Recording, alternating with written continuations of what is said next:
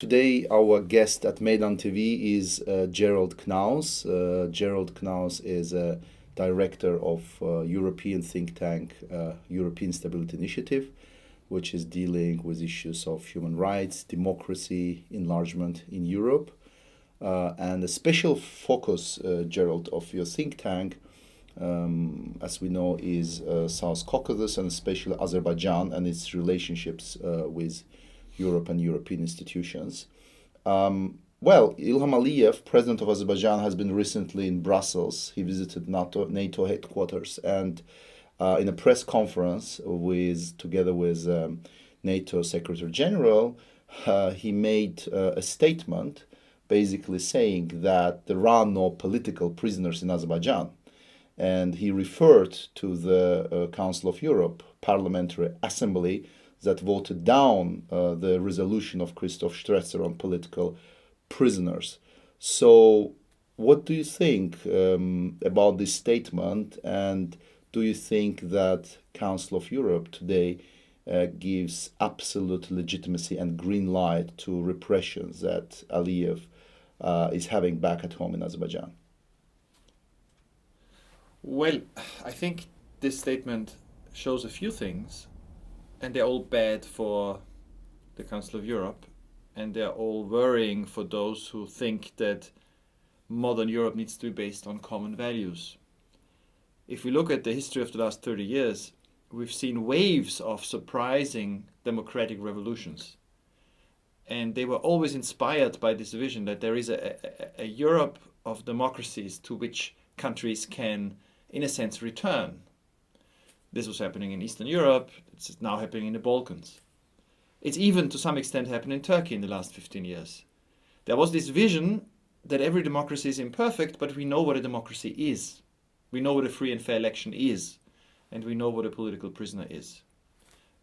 What we've seen the last few years is that authoritarian, autocratic governments in Eastern Europe, like Russia's and of course Azerbaijan's, recognizing the power of this vision, have tried to take it for themselves. They want to destroy the notion that we know what a democracy is. What they have is democracy. The prisoners they have are normal prisoners. The elections they hold are normal elections, or as good as anywhere else. Knowing full well that if you destroy this vision, it's not that people believe that Azerbaijan is a democracy today, but they stop realizing where the differences are. They stop envisaging a different future. And this is a very powerful instrument. I mean, George Orwell described it very well in his book. He called it Newspeak. In 1984, the vision is that 50 years in the future, everybody would speak Newspeak, where words didn't mean anything. And in a dictatorship, that's a very powerful instrument. So if the Council of Europe goes to Azerbaijan and says, you don't have political prisoners, these elections are free and fair, you are really sort of a democracy, it's not that the Council of Europe's power or lack of power is the problem, is that it destroys the common language. And that makes the work of everybody, including human rights organizations, extremely difficult. Because what then happens is Mr. Aliyev gets up in Brussels and can point, rightly, to really quite disastrous decisions taken by European democrats betraying the values that they should defend. And the impact of this in Azerbaijan, we have currently discussions. Some of writers and thinkers, they claim that Aliyev brought Europe and its vision of democracy and human rights on its knees.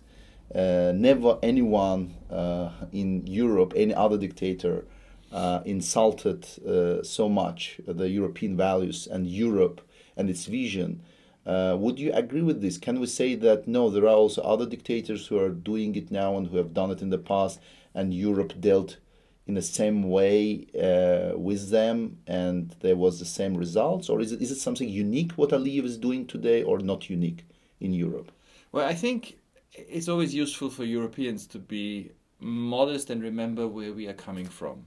I mean, European countries in the 20th century, almost all of them, with very few exceptions, have at one stage been dictatorships. You know, Switzerland and United Kingdom and Sweden were exceptions, but Italy, Spain, Poland, Germany, most of them have a dictatorial recent past. So when we talk about European values, we're talking about something that is more fragile. It's not that it's rooted in 2,000 years of European history. Fascism was, you know, in the 1930s, looked as much part of this history as democracy. It's something that was born out of the experiences of these dictatorships.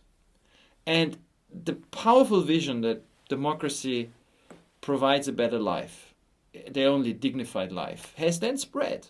You know, initially from a few countries, it spread to more and more countries. And this is where the Council of Europe is interesting, because it embodies this vision. You know, it's a very soft, fragile thing, which is why dictators believe they can, you know, manipulate and destroy it. And what Aliyev is doing is not new at all. I mean, look at Eastern Europe and the history of communism. These were called people's democracies, right? So the communist leaders knew they didn't want to give up on the word democracy.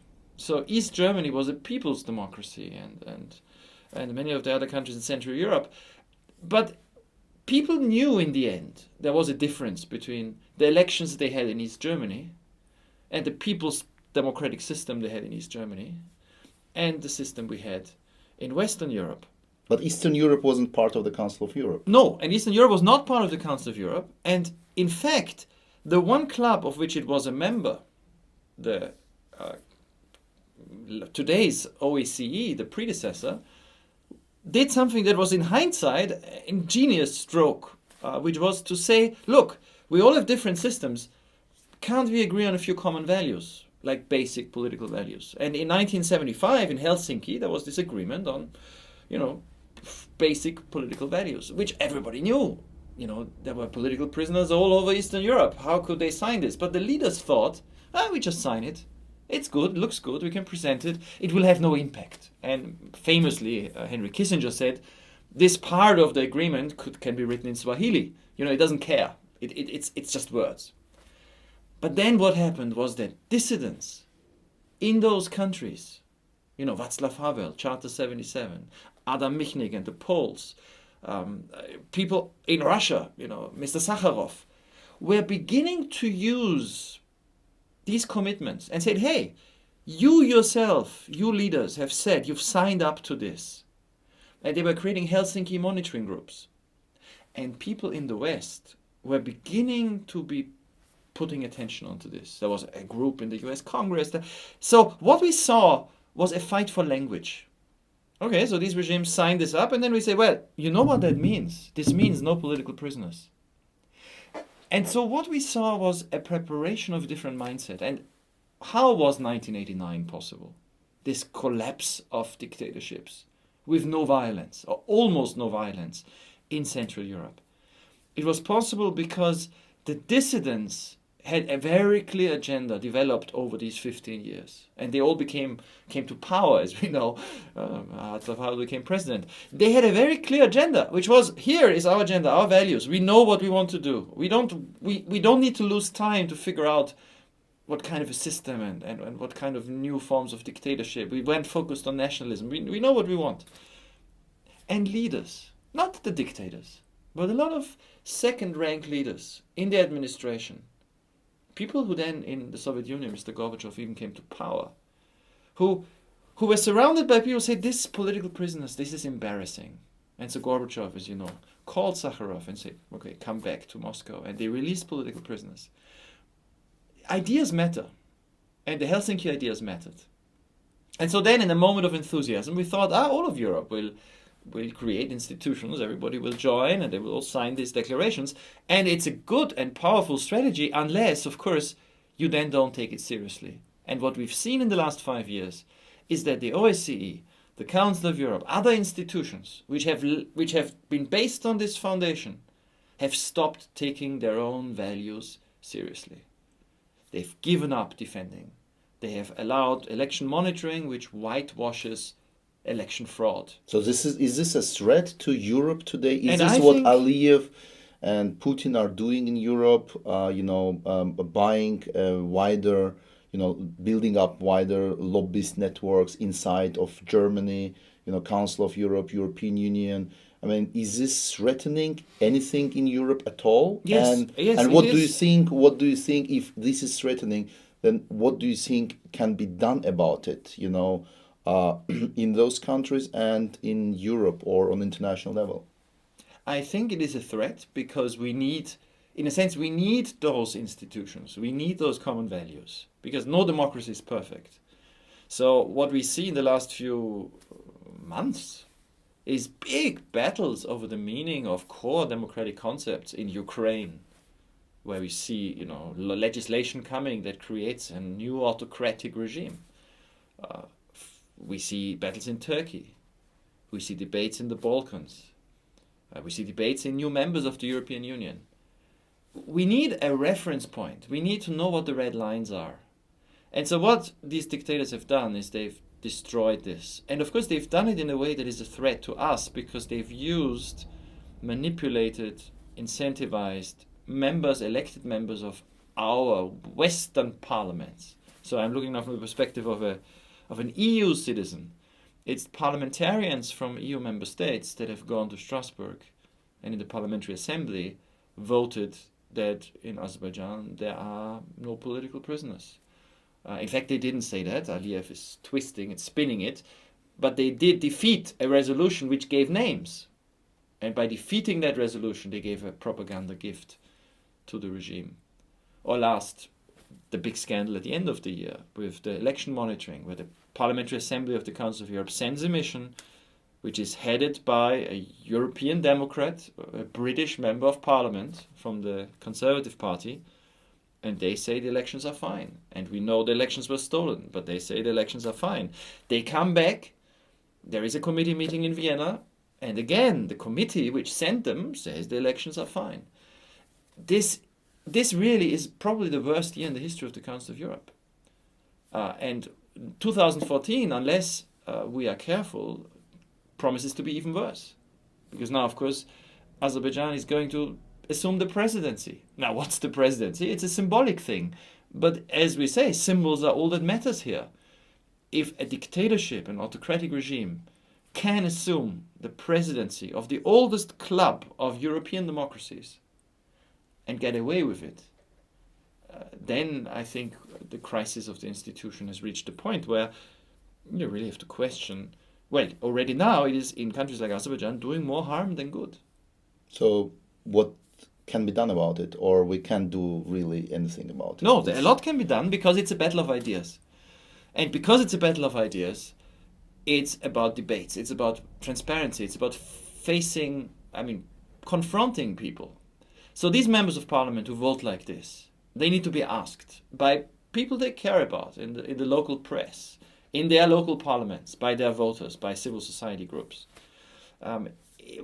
We need to recognize as NGOs in Western Europe that Azerbaijan affects us. Okay, we let Azerbaijan join. I think it's good. You could say it shouldn't have joined, but now that it is in, it affects us. So Western institutions need to be less complacent, need to reach out, care more about what's happening in the East. We see the effect of this. Take Russia. The mobilization in the West around issues like Pussy Riot, these arrests of these singers, or also the anti-gay rights legislation, the discrimination, the hate speech supported by the government. The mobilization against this is producing some results.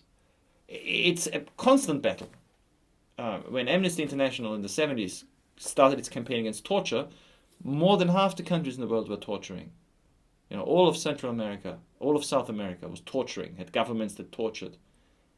And then one day, suddenly, like dominoes, governments realized, societies realized, torture is unacceptable. So it's a constant battle. It's one prisoner at a time. It's one campaign at a time. But we need to do it. And I'm not sure yet that people in Western Europe, people in the old democracies, are fully aware of how serious the situation is.